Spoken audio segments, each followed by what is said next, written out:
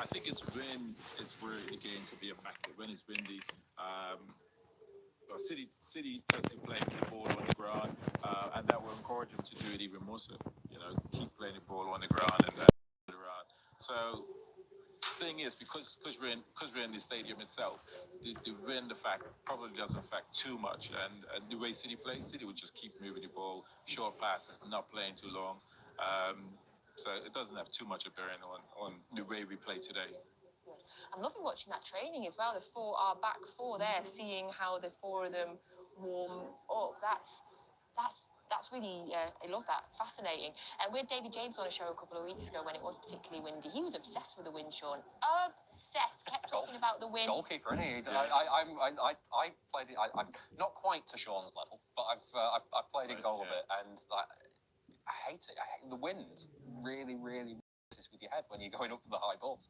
So it's goalkeeper. I can see it. I think it was when we were at Ellen Road.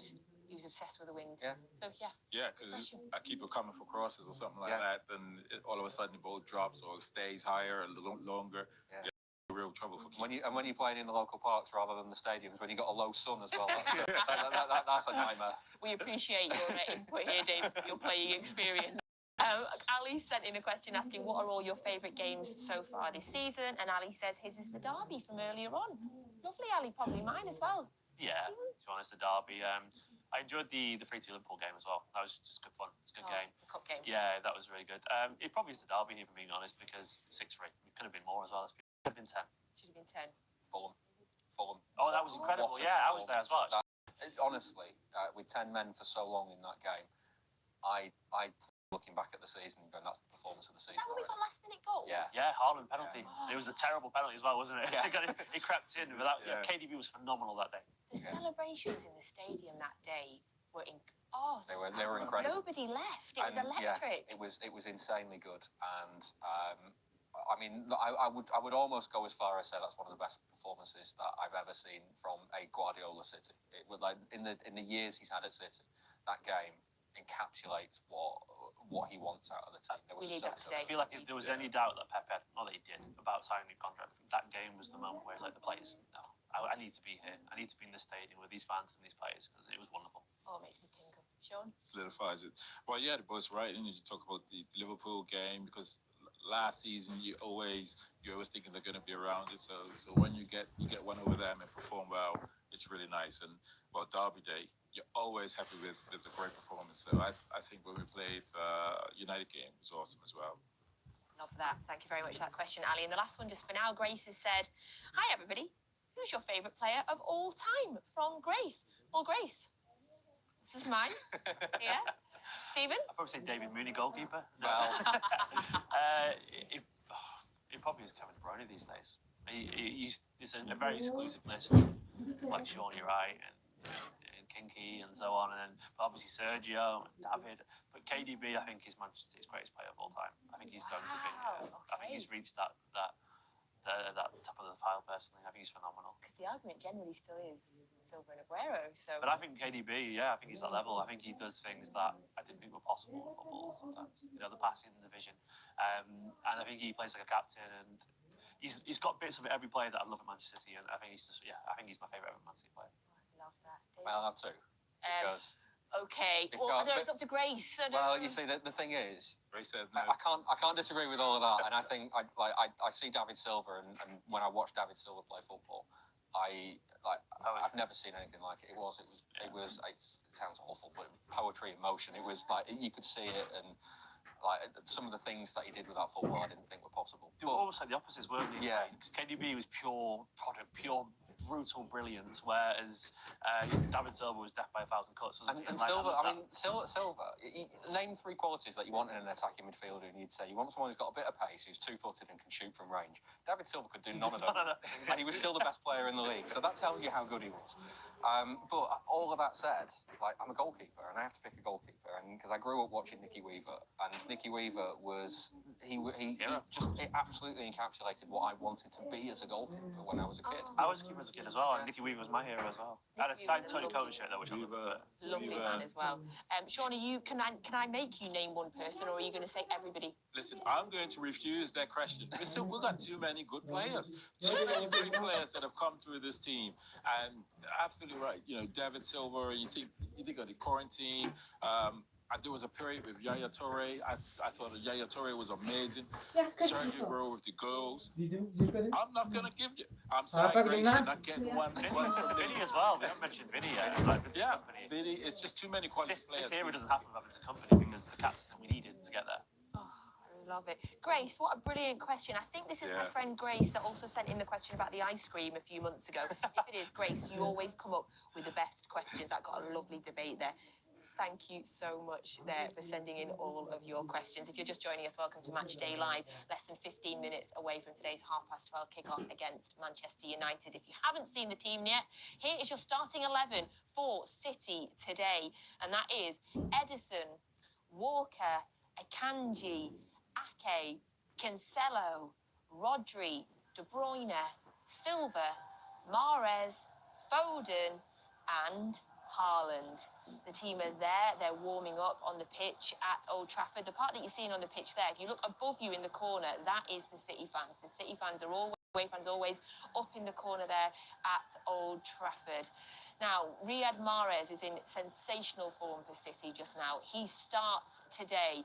FG is pitchside at Old Trafford and has managed to grab one of Mahrez's former players that he played with at Leicester, of course, a former Premier League winner there at Leicester as well. FG has grabbed Danny Simpson for a quick chat. All right, here we are pitchside again, and it is with pleasure to say I am joined by Danny Simpson, a man who has won the Premier League and is very, very familiar with a certain Manchester City player. Danny, I need to get your thoughts on Riyad Mahrez.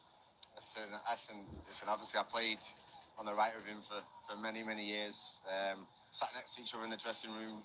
I spoke to him just yesterday, and obviously we're good friends. But for me, mate, he's one of the best players in the league. His first touch is, I think, the best in the league. The way he's able to just take it on the on the bounce and manipulate wherever he wants. And I love watching him. And obviously for City fans, it must be great. Must be great to have him. And I was obviously happy when I was playing with him, not against him. Put it that way. You guys created some unforgettable memories together. What was he like, not just on the pitch, but off the pitch as well? Honestly, he just felt like one of the lads. Honestly, like he's probably been in England so long, but like when I first came to Leicester at the time, and I sat next to him in the dressing room, and obviously when you sit next to someone like that, you create a bond. But he's just a good lad. He's a fun lad. He's a happy lad. I had to get involved with the banter. Yeah, he just felt like one of the English boys, to be honest. That's probably the best way I can compliment him. Obviously on the pitch, we know what he can do. You did say he's got the best first touch you've seen, and we completely agree with that. Oh, right, do you? He is absolutely brilliant. Let's talk about his free kicks as well. This absolute screamer against Chelsea. He did it a couple of times in the Leicester shirt with you in the same side. How good is he from a dead ball situation? Well, listen, obviously I seen him on the training pitch, so I seen him practicing this. Wasn't something I got involved with, but I seen him. Like I said, it was every day after practicing, and that's why I'm not surprised to see him, like I said, stick one in the top corner against Chelsea. And there's a lot of questions when he made the move, and for me, he's got from strength to strength. Like I said, obviously I'm his close mate, and I'm obviously delighted for him. It's just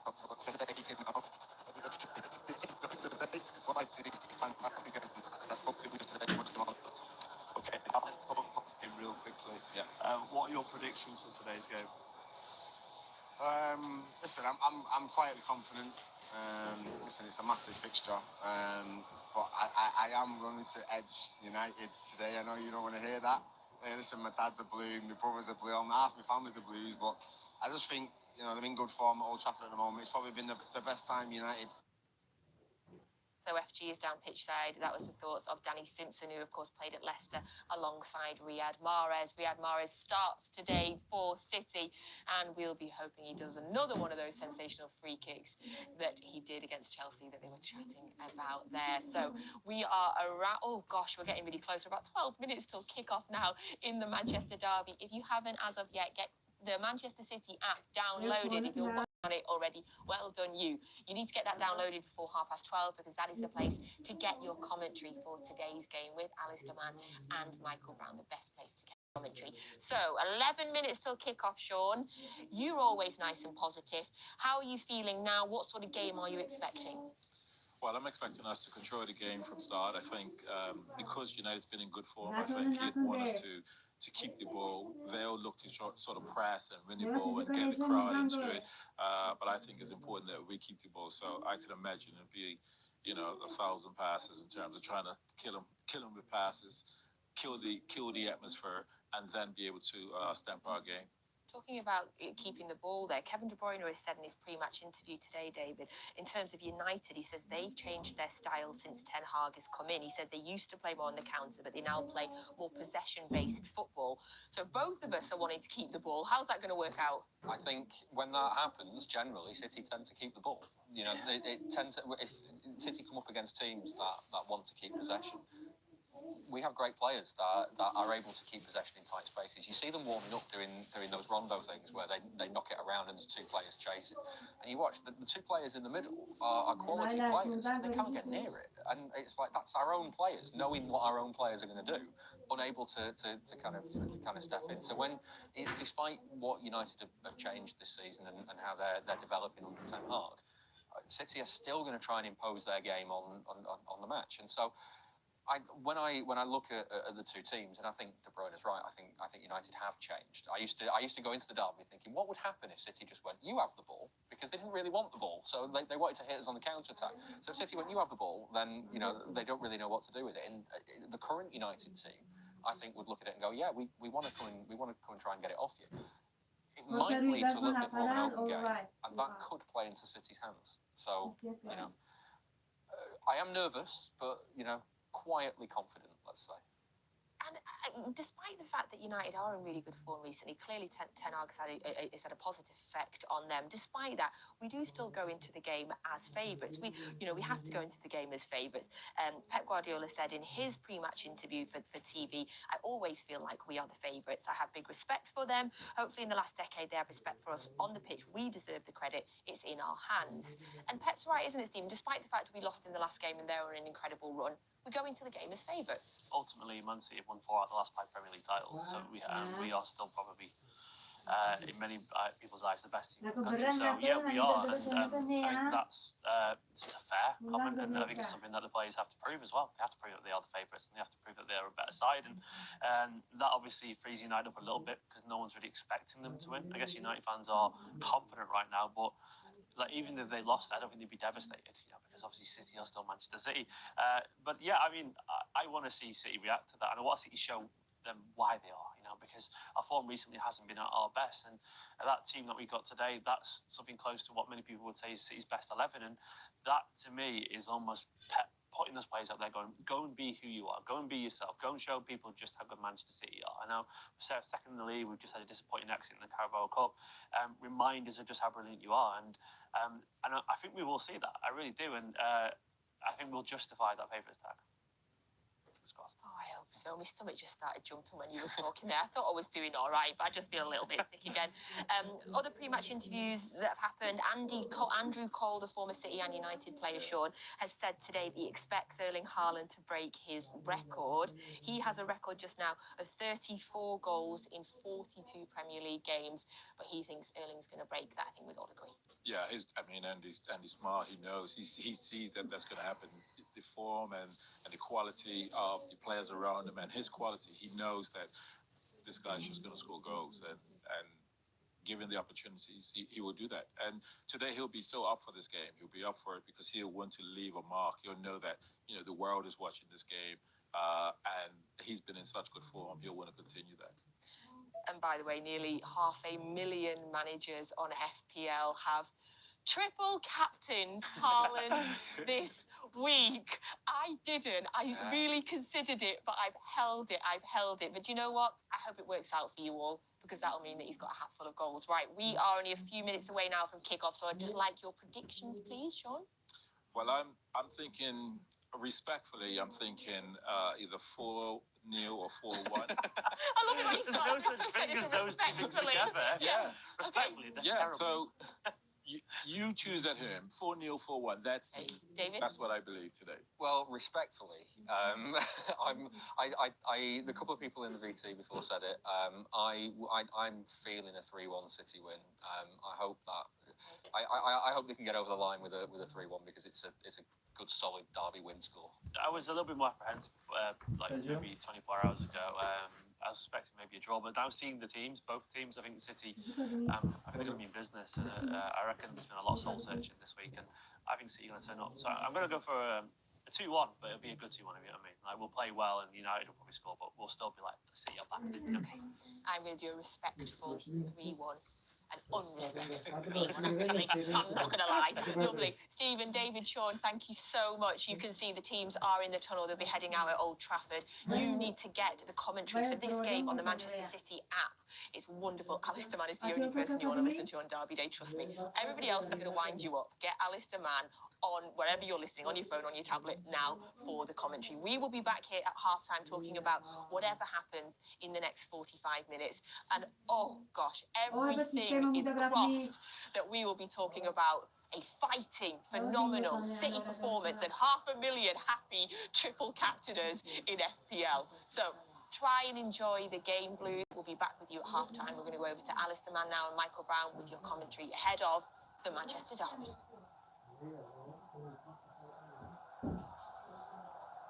Do you love them or hate them? Do you fear them or embrace them? However you feel about them, there's nothing quite like Derby Day in Manchester.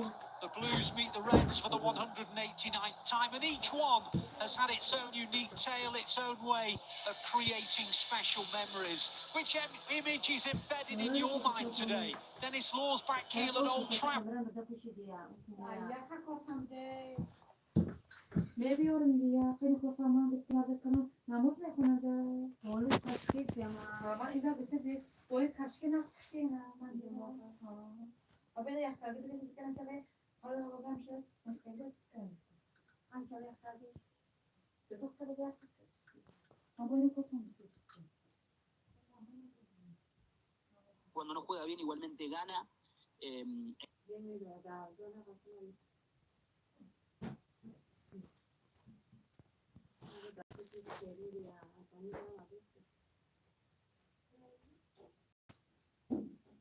El equipo de Guardiola. ¿Quién llega mejor para vos?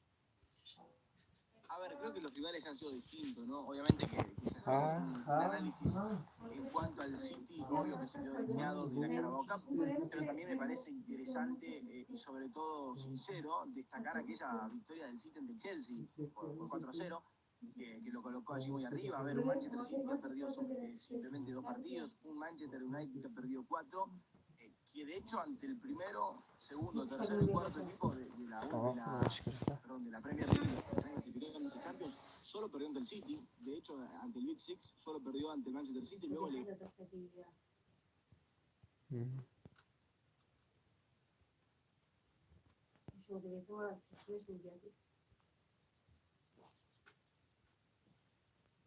Dash, the man plays attacking mid.